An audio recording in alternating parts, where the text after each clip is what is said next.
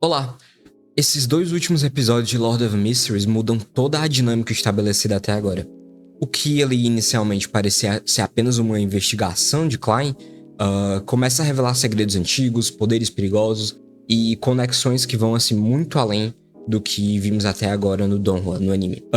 Por que é que um simples artefato como o caderno da família Antígonos faria tantas forças se moverem atrás dele?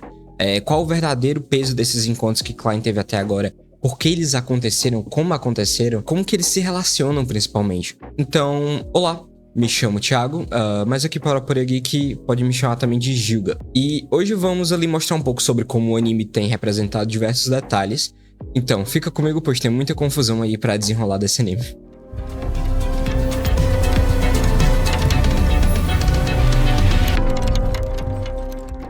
Começamos assim então logo de cara pelo episódio 7.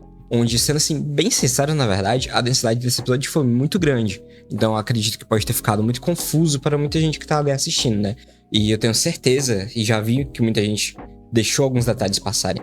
Mas faz sentido, o anime propositalmente mostrou de uma forma mais ou menos desleixada certos detalhes para propositalmente impedir que os pontos fossem conectados agora. Até porque falta alguns elementos cruciais para desvendar todos os mistérios que correm nessa primeira temporada de Lord of Mysteries. Dados, inclusive, que não foram informados até agora, então realmente não tinha como fazer conclusões. Entretanto, começamos onde o episódio anterior terminou. Exatamente ali, a Zeke e Klein, naquele mesmo ambiente do castelo, começam a conversar e Klein fica perguntando sobre essa pessoa que está manipulando o seu destino. E também que causou a decapitação do corpo do filho do Azik.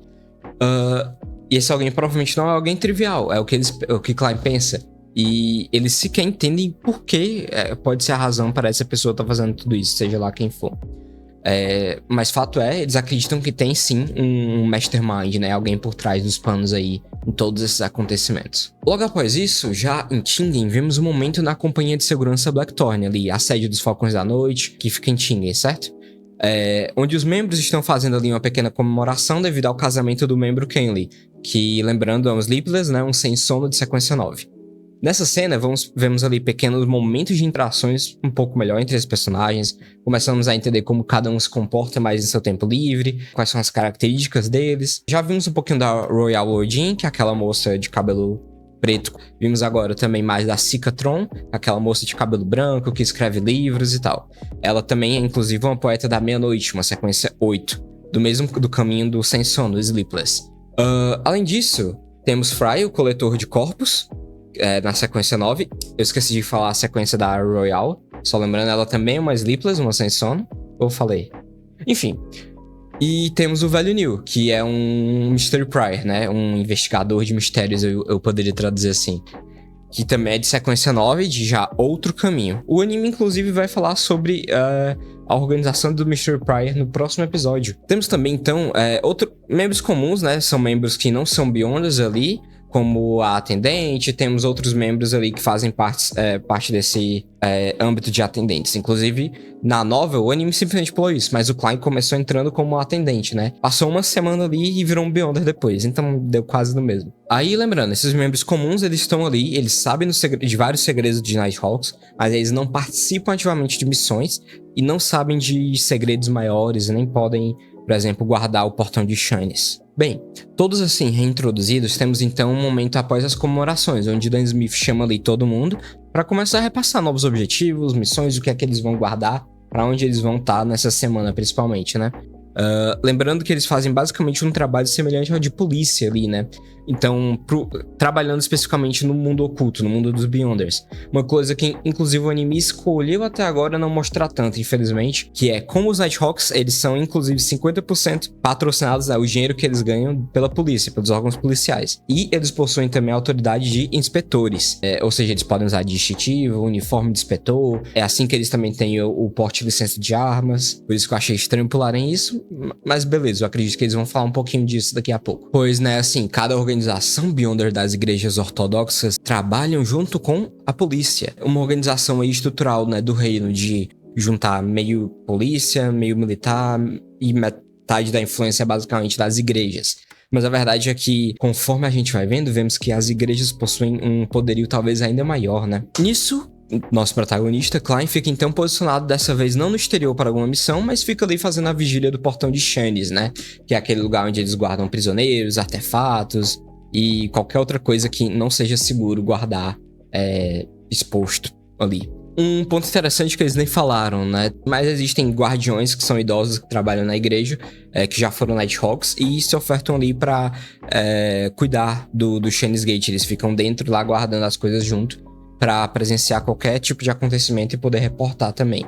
Então, eles também colhem os artefatos para entregar para as pessoas, em caso de uma missão surgir que precisa de algum artefato selado. Então, o trabalho de Klein era literalmente ficar só ali parado, sentado no escritório de Dan Smith, que fica do lado do portão de Shannis, mas ainda fora, sem ter que fazer absolutamente nada. E de fato, é muito difícil acontecer qualquer tipo de incidente com Shannis Gate, porque ele é muito bem guardado, existe uma proteção muito grande ali dentro. Porém, acontece que um artefato selado, uma boneca de pano, cria uma vontade muito forte de tentar sair, e a gente começa a ver aquela cena de suspense, eles perguntando o que tá acontecendo, e uma batida no portão que ele começa a ouvir. De repente, a gente vê essa boneca aparecendo, o portão entreaberto, ela pega e mostra um papel pro Klein. Nesse momento, a gente não viu o que é que tá nesse papel, a gente vai ver mais pro final do episódio, Klein tentando se lembrar e pensar no que ele viu. E logo a boneca é selada novamente, as forças ali guardando o Shannis Gate, o portão de Shannis, puxam a boneca de novo e o momento acaba. Entretanto, logo surgem ali alguns Nighthawks que estavam na sede, que era justamente a Royal e o Leonard. Depois aparece o velho Neil também. Eles rapidamente desconfiam de Klein, porém é uma questão simples de protocolo, porque eles não sabem, não é normal acontecer um incidente. Mas logo eles percebem que o Klein não foi possuído, não tá estranho, nem nada esquisito. Depois Klein fica se pensando sobre as coincidências, sobre a família Antígonos, e começa a querer investigar melhor isso. Mas era uma segunda-feira, né? Então era dia de clube de tarô. Então ele não teve muito mais tempo para pensar sobre isso. Logo depois, cortamos ali pra cena do clube. Vemos então a cena voltar para Klein, já como o tolo ali no clube de tarô, naquele espaço misterioso da névoa, sentado ali recebendo páginas do diário do Imperador Rosel, de Intis, que lembrando é outro país e ele também é um transmigrador como Klein. Logo Klein começa lendo o diário de cara, o clube de tarô sempre se inicia por esse processo, né? O tolo quer páginas do diário, os membros trazem e ele começa lendo, é o primeiro momento ali daquela reunião. Então, Klein lendo as páginas do diário aprende sobre as figuras da Quarta Era, ou melhor, o início da Quinta, onde temos o Zaratu, que é descrito no diário como líder da Ordem Secreta e que também era aparentemente amigo, ou pelo menos um conhecido bem próximo, do Imperador Rosel. Pelo diário entendemos que Zaratu é da mesma sequência de Klein, ou seja, ele já foi ali um vidente, mas agora ele parece estar em uma sequência bem mais avançada, trilhando esse mesmo caminho de Klein. Logo após isso, Audrey Hall, a senhorita Justiça, pergunta então sobre dicas para prosseguir ali com o processo de digestão da poção dela. O tolo Klein sugere que a digestão pode finalizar em um período entre 1 a 6 meses ali, o que deixa tanto o enforcado, Auger Wilson e Audrey um pouco surpresos. 1 a 6 meses é algo muito rápido, com isso eu já poderia beber outra poção. Acho que o anime até inclusive falhou aqui em explicar o caso padrão, né? A maioria dos Beyonders só podem consumir poções depois de no mínimo 2 anos depois, apenas por tempo, até porque o método de digestão e atuação não é algo amplamente conhecido. Só mal sabiam eles que Klein havia aprendido essa informação literalmente naquele momento ao ler o diário. Eles então começam ali um momento livre de informações de troca de Beyonders. Auger Wilson inclusive fala sobre rumores da Ordem Aurora que ele tem escutado, sobre que saúdam o verdadeiro criador. E, na verdade, Klein logo em seguida, como o tolo, ao ser basicamente questionado sobre coisas do verdadeiro criador, sugere chamá-lo de Fallen Creator, criador caído, o que os membros rapidamente adotam e novamente surpreendem pelo nível de audácia que aquela figura poderosa e misteriosa do tolo demonstra ali. Klein não fez isso à toa, ele já tinha acesso a algumas informações, ele já entende como dentro da Ordem Aurora todos que parecem se envolver com isso perdem o controle e são Beyonders extremamente perigosos, então ele acredita que não seja errado e ele poderia ganhar mais respeito com essa troca de informação. Bem, não à toa a Ordem Aurora é um culto maligno, mas aqui tem um ponto muito interessante. Apesar do True Creator, o verdadeiro criador, ter esse nome, ele é considerado um deus absoluto apenas na visão da Ordem Aurora.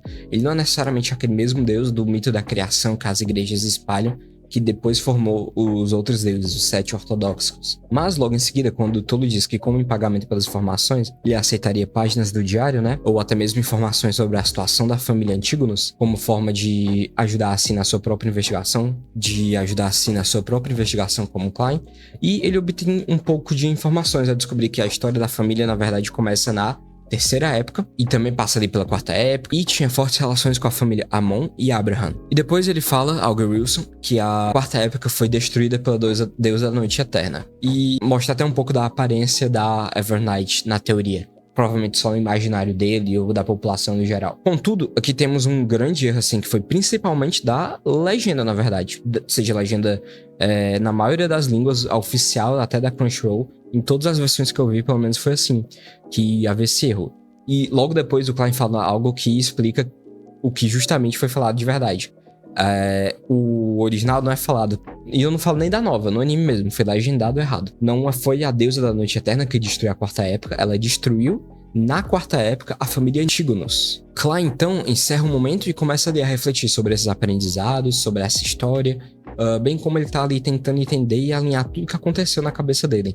E, de fato, parece ter alguma forma de ligação entre diversos eventos que ele tá conhecendo, e também sobre a quarta época, a família Antígonos e tudo isso. Mas nenhuma dessas ligações fica muito clara pra ele, e parece bem confusa. E essa é uma parte que eu gosto muito assim na novel, que são as diversas inferências de Klein, né? Coisas que ele tá começando a mostrar mais, os pensamentos que ele vai fazendo, a linha lógica de pensamento, para chegar em uma certa conclusão, ou pelo menos em uma pista que vai liderar ele a chegar em outro ponto. Mas ele vai meio que, de fato, aprendendo ali, vendo a complexidade desse mundo, e isso só pela história do passado. Então Klein tenta adivinhar como tudo começou, pelo menos uma parte. Ele não consegue descobrir alguma coisa simplesmente de fazendo a adivinação sobre a criança que eles salvaram, mas ele acredita que aquilo faz parte, afinal, por coincidência ele foi para lá e o caderno esteve naquele canto, levaram eles pro Ray Bieber, tinha alguma coisa estranha. Então ele decide que precisa conseguir mais poder e está procurando ali pela poção do palhaço, né? E tenta uma divinação dos sonhos sobre a poção do palhaço, sobre como conseguir a fórmula, porque a Igreja da Noite Eterna não tem a fórmula para a sequência dele, para a sequência 8, então ele precisa de fato ir atrás. Ele então consegue ver algumas coisas sobre o palhaço de terno e o Hannas Vincent, os dois que já estão mortos, inclusive. Entretanto, ele vê um novo indivíduo que está ali conversando com o Hannas Vincent na sua visão, porém ele não conhece e começa a querer investigar sobre. Mas sem muito o que fazer naquele momento, ele precisa começar a continuar a sua atuação no clube de divinação como um vidente. Lá, assim que ele entra, ele se depara com uma mulher que quer muito encontrar o seu genro. Um homem que, além de engravidar a irmã dela, fugiu com todo o dinheiro que ela investiu. Não só ela investiu, mas umas dezenas de investidores, assim. Um total de 10 mil pounds, é uma quantidade absurda de dinheiro naquele reino de Loen. Daria pra comprar permanentemente uma mansão muito decente, assim. Daria pra sustentar muitas famílias, dá pra comprar muita coisa com 10 mil pounds. Então ele pegou o dinheiro de todos esses investidores ricos, assim, e fugiu. Ele era o noivo da irmã dessa moça que tá procurando ele. O investimento que eles estavam fazendo é justamente uma exploração à Montanha Hornassus, o que surpreendeu o Klein. Olha aí, mais alguma coisa falando da Montanha Hornassus, além dos meus sussurros e tal. O caderno da família Antígonos, então tinha algo estranho nessa história. Porém, o homem de fato sumiu com dinheiro, deixou a irmã da outra grávida ali, a Megócia, mas as duas saem ali daquele espaço, antes mesmo de Klein ter tempo de divinar ou fazer qualquer visão espiritual sobre aquela situação. Nessa cena, temos diversos detalhes que podem passar despercebidos, como esse grande larápio que é o Lanevos, né? Bem como porque ele estava procurando algo sobre o Monte Hornassus. A irmã de Megócia fala que ambas não são, inclusive, crentes do Lorde das Tempestades. Acho que esse é outro detalhe interessante. Então elas não têm muito problema em independência feminina. O fato da irmã dela estar grávida não é um problema social, porque elas não acreditam no Lorde das Tempestades. E uma mulher grávida fora do casamento não é um grande problema. O que é interessante porque, assim, o anime, o Donghua, pelo menos não nos mostrou ainda muito sobre as divindades, na verdade, né? Ou melhor, a relação da sociedade com essas divindades. Mas percebemos aqui que provavelmente a Igreja do Lorde das Tempestades representa uma ala, assim, tanto menos progressista em relação às outras igrejas, por exemplo. Klein, então, no clube de divinação, mostra ali um quadro do Homem da Divinação que ele fez, que ele desenhou quando ele viu na divinação, o homem que conversava com Hannas Vincent, para a recepcionista. Que ela fala que de fato viu o Hannas Vincent conversar com ele ali antes. E ela fala alguma citação sobre... Eles têm falado sobre a biblioteca. Então, Klein tem uma pista. Ele começa a decidir que vai procurar na biblioteca. Temos também uma rápida citação da escritora preferida da atendente do clube de divinação, que é a Madame Forswell, uma renomada escritora de Becklund do reino de Loen. É um momento muito divertido, mas falar disso seria um spoiler, infelizmente, para quem não leu a novel. Então considere apenas um detalhe de ambientação. Existe essa escritora Forswell. Contudo, sem mais delongas, vemos Klein então decidir ir para a Biblioteca Pública de Tingen para encontrar pistas sobre quem tem procurado saber sobre o Monte Hornasses. Então ele vai procurar livros que falam sobre isso. Inclusive, muito bonita a ambientação da biblioteca, muito bem feito, adorei o nível de detalhes. Mais uma vez, a arte se provando ali trazia muita qualidade gráfica pro anime. Lá então descobre, falando com o recepcionista, que a última pessoa que pegou o livro foi uma data e horário ali muito próximos da morte de Hannah Vincent, que foi um tal de Sirius Arapis. E Klein tem uma foto desenhada do homem. Um ponto curioso, na novel, essa cena fez mais sentido, pois ali Klein, para descobrir essas informações, ele não só leu no livro, ele usou sua autoridade como um inspetor policial, basicamente, para conseguir essas informações. Não mudou muita coisa e beleza. A principal diferença nova é que o inspetor Klein deixou ali um cartaz de procurado de Sirius Arapis com o desenho feito à mão. Porém, o atendente, 1 minuto depois, grita isso na novel para Klein, dizendo que o vigarista que ele estava procurando estava lá na biblioteca, colocando Klein em impasse, porque ele já tinha visto que esse cara estava dentro da biblioteca. Só que ele não queria começar um combate sozinho do nada, sem nenhum apoio e preparo. Entretanto, ele não teve mais escolha porque o homem começou a fugir depois que o atendente gritou. No anime, diferentemente, eles só se viram e se encararam por 2 segundos ali. E um já sabia que um era adversário do outro por algum motivo. Eu não muito curti como eles escolheram fazer isso, mas beleza. Logo assim, começamos uma leve perseguição, um combate ali. Porém, como aquele indivíduo tá muito louco, provavelmente prestes a perder o controle, suas capacidades de luta também não estavam muito perfeitas e nem conscientes. Então, Klein conseguiu se aproveitar disso para matar rapidamente. E antes do espírito do Sirius Arapis se dispersar, ele fez uma divinação de espírito, né? De alma. Então ele conseguiu obter informações diretas ali, perguntando coisas por espírito de Sirius Arapis, onde ele vê não somente a fórmula do palhaço, como a sua sequência de avanço, como também o semblante e imagem do verdadeiro criador, o deus da Ordem Aurora. Dan Smith então aparece e alerta para Klein ter mais cuidado de não se meter nas situações sozinhos e nem fazer divinações que possam liderar para o criador caído. Mas graças a isso eles obtêm uma informação crucial, uma carta direcionada ao Senhor Z, um dos 22 executivos de alto nível da Ordem Aurora, conforme Dan Smith explica, e um plano de roubar tesouros das ruínas antígonas no Monte Hornasses. Mas além disso, um plano macabro para matar todos os cidadãos da cidade de Tingen, que eles começam a descobrir, conforme é falado na carta. Depois corta para Klein sozinho, já no espaço da névoa cinzenta, refletindo sobre os acontecimentos, as causas das coincidências, os novos aprendizados que ele fez e toda a sequência de eventos. E assim ele percebe que, quanto a si mesmo, todos esses pontos e coincidências se conectam no momento em que ele transmigrou, né? No momento em que Klein se deu um tiro e ele chegou naquele momento ali, assumido como Klein. Ele então conclui um pouco mais coisas sobre o perigoso e assustador indivíduo por trás de tudo isso. Klein então faz mais uma divinação sobre a verdadeira razão do suicídio de Klein.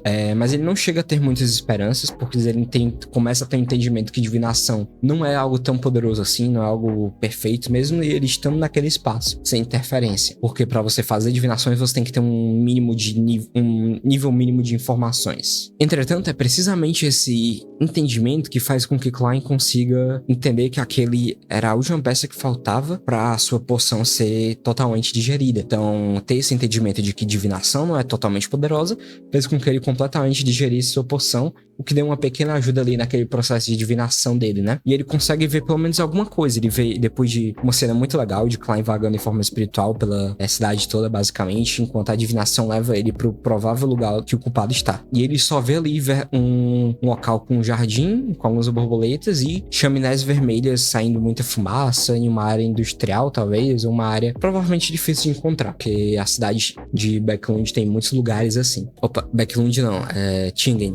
Mas assim, Klein digere completamente sua poção por meio desse método de atuação e saber os preceitos da atuação de um vidente. Ele então obtém uma pista para ir atrás do causador de tudo isso. O episódio mostra então no final o Lanevos e mais alguns cultistas ali e revela suas sequências também. ele revela que Lanevus, o cara que roubou 10 mil pounds, ele revela então, na verdade, que Lanevus é da sequência do Supridor de Segredos, que é uma sequência 9, mas ele tá na sequência 8, cujo nome é Vigarista. Também mostra um outro personagem com nome revelado em sequência, que é o Rudy Eugene, um psiquiatrista de sequência 7, do Caminho do Espectador, o mesmo ali da Senhorita Justiça, a Audrey. E eles estavam fazendo um ritual no que parece estar mexendo ali com uma mulher grávida, e aqui, sendo sincero, o anime está mostrando muito mais do que devia. Eu não gostei muito dessa parte porque ele tá entregando certas coisas que não deveria estar mostrando agora, com toda certeza. Mesmo que alguns não estejam entendendo, eu sinto que comparado ao que a novel mostrou, enquanto a novel foi rica em detalhes, ela não entregou alguns pontos óbvios de plot. Bem como o Rudy Eugene, o psiquiatrista de sequência 7, ele parece um cultista completamente maligno ali no anime, enquanto na novel é só um cara ali que ele teve que ajudar por obrigação praticamente. Mas beleza, eu só espero que para a maioria das pessoas que estão assistindo e não leram a novel, isso não estrague o plot final. Eu acho que ainda dá, eu acho que tá muito legal muitas coisas e que eles não vão perder tanto assim, desde que quem esteja assistindo não tenha percebido o plot twist final. Então vamos esperar por isso. Mas perfeito, eu queria justamente ver uma visão diferente da história, né? E o anime tá mostrando justamente isso. Então, sem o que reclamar de verdade. Mas é verdade que o anime de fato pulou, assim, absurdos de interações, informações e contextos de outros personagens.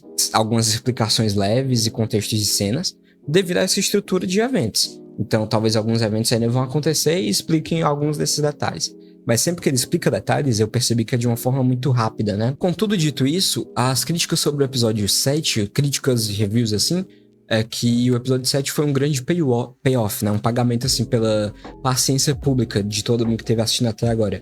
E que o show equilibrou uma bomba de informações e narrativa. E eu tô cada vez mais animado pra ver como que o restante dessa história vai ser adaptado. Porque ainda tem umas cenas impressionantes pra serem adaptadas, principalmente os plots que vão chegar aí.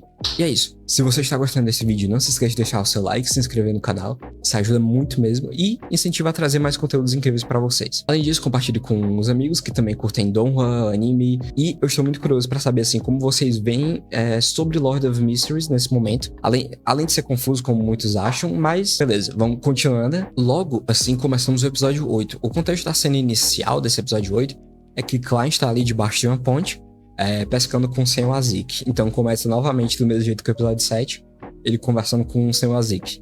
E eles estão justamente pensando sobre os eventos recentes, o inimigo manipulando tudo por trás, o destino, como ele deve ser muito perigoso, e que ele precisa avançar para a sequência 8, palhaço, mas que ele acredita que isso não é o suficiente para parar um inimigo assim. Ele então acaba lembrando rapidamente assim dos amuletos do Charme do Sol, do amuleto do Charme do Sol mutacionado, e ele acha que aquilo ali poderia ajudar ele num evento confronto, né, com esse inimigo. Ali, Klein então decide pedir a ajuda do seu amigo, o Senhor Azik, para alguma coisa. O que não sabemos porque logo corta para a cena do próximo encontro do tarô, onde Klein cita ali de cara uma ilha sem nome no diário do Roselle, porque ele acabou de ler.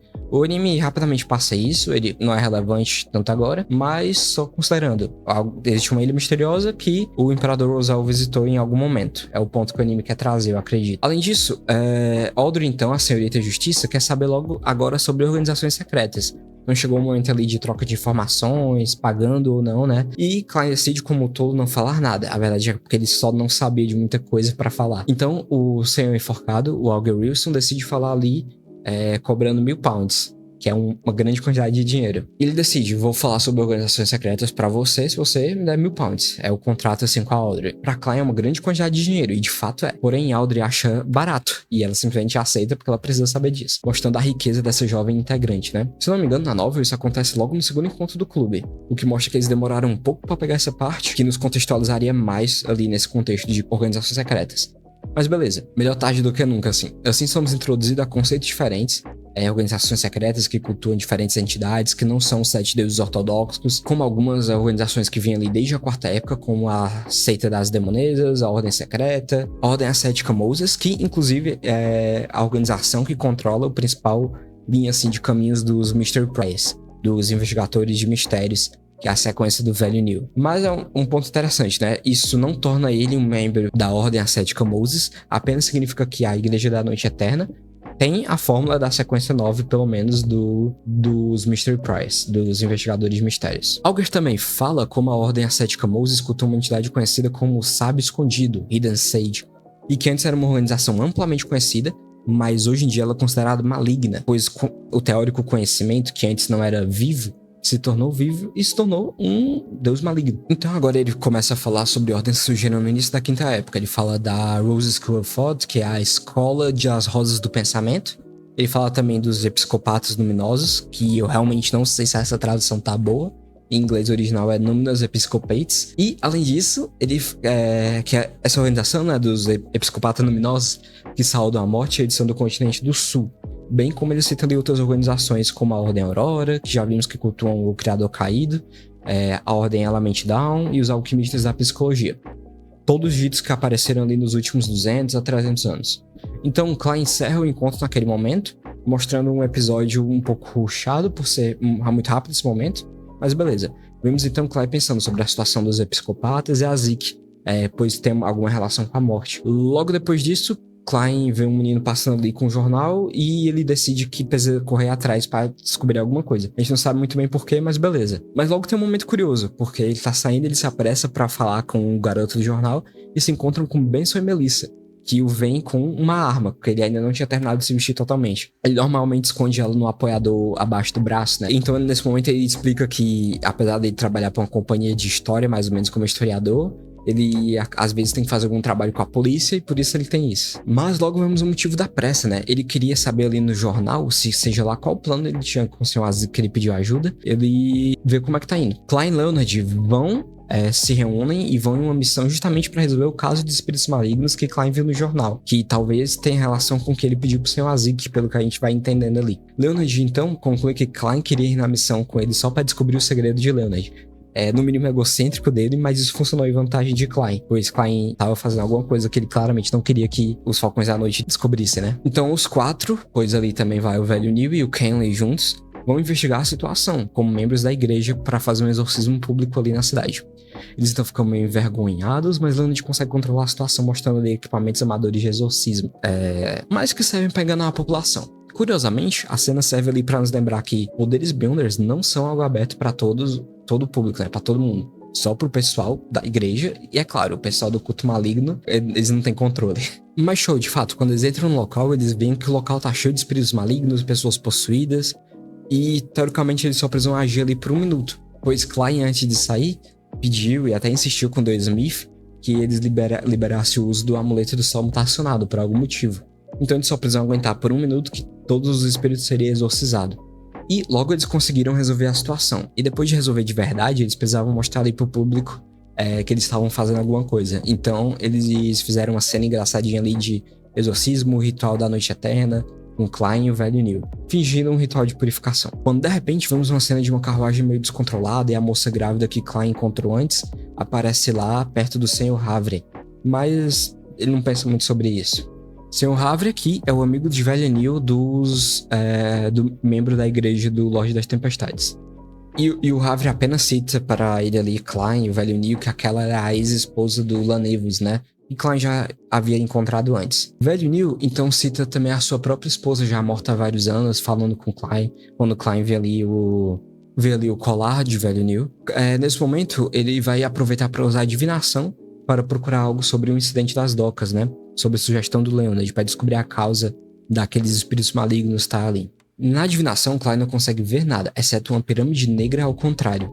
Leonard e os demais falam ali que essa pirâmide pode ter algo a ver com a Quarta Época, Dinastia da Morte, e o desastre ocorrido na Quarta Época, que é o desastre da Morte Pálida. Ele conclui que isso pode ter alguma ligação com a origem do Sr. Azik, mas ele não sabe muito bem como ligar. Logo, como eles estão com aquele artefato do sol mutacionado, eles precisam, antes de voltar, dividir a responsabilidade ali de guardar isoladamente. E logo Klein fica a postos para guardar isoladamente esse amuleto do sol mutacionado. Porém, quando ele tá sozinho, ele logo pega 2 amuletos incompletos de ouro ali e começa um ritual para criar amuletos com base no sangue dourado do Deus do Sol. O que indica que esse era o seu plano o tempo todo, né? Pedir que a Zeke fizesse com que os espíritos fizessem uma confusãozinha lá, sem machucar ninguém, para que ele pudesse ter esse momento de fazer, usando o amuleto do sol mutacionado, outros amuletos que ele pudesse usar. Temos então uma cena assim belíssima nesse momento de ritual, junto com mais alguns foreshadows, algumas previsões assim sem mostrar exatamente o que é. Pequenos detalhes que mostram que a produção está levando com atenção de verdade a obra, contudo seria um spoiler realmente explicar por quê. E é um clima bastante ensolarado, eles estão ali nas docas, né? Mas logo outra coisa acontece,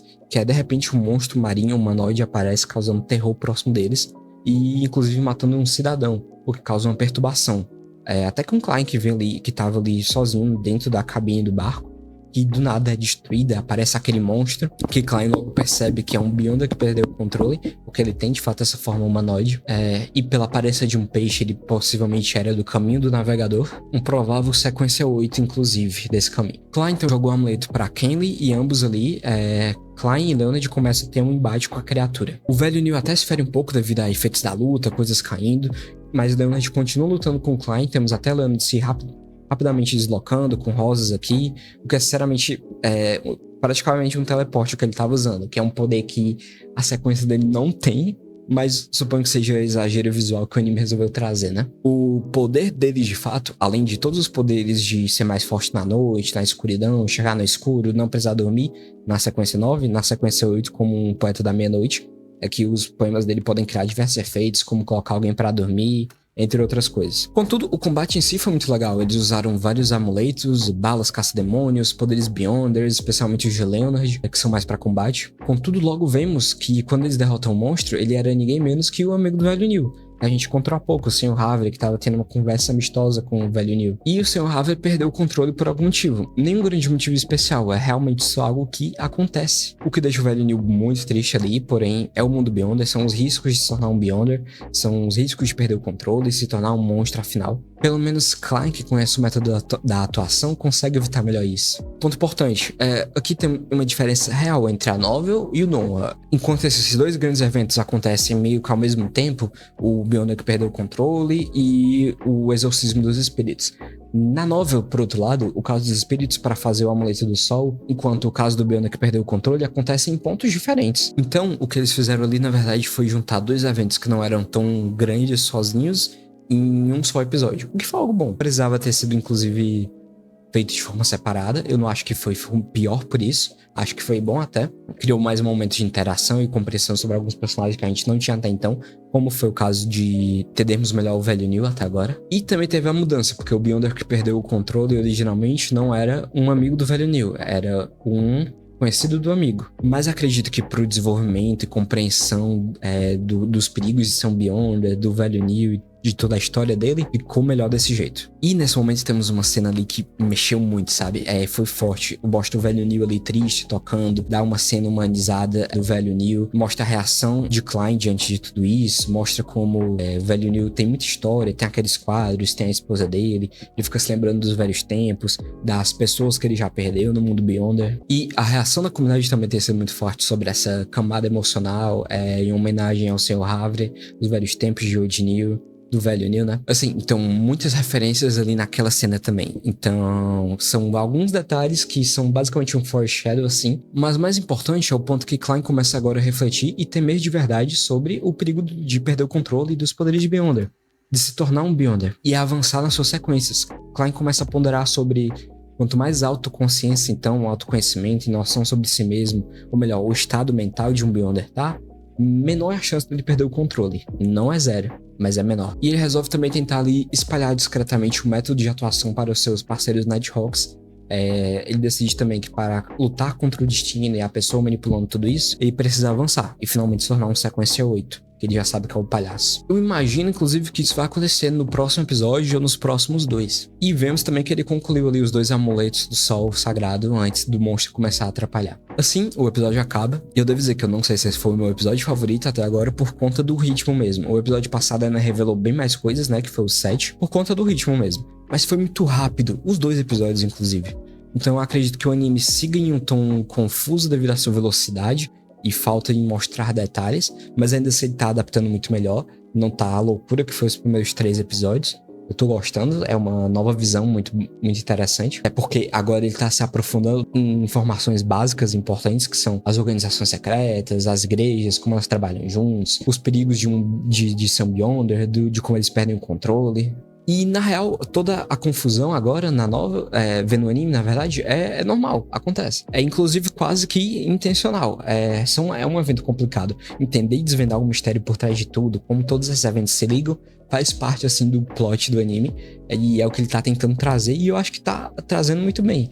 Os episódios 7 e 8 foram, inclusive, focados em mostrar como esse destino e como as coincidências estão se desemaranhando. Então é isso. Se você curtiu esse vídeo e gostaria de saber mais sobre Lord of Mysteries, em breve outros animes, produtos tecnológicos, jogos e mais aí por vir, por favor, se inscreva e deixe seu like. E se teve algo que você quer perguntar ou que não entendeu, pode comentar aqui que eu tento ajudar no que for possível. Mas é isso. Muito obrigado pelo seu foco até aqui e até a próxima. Tchau, tchau.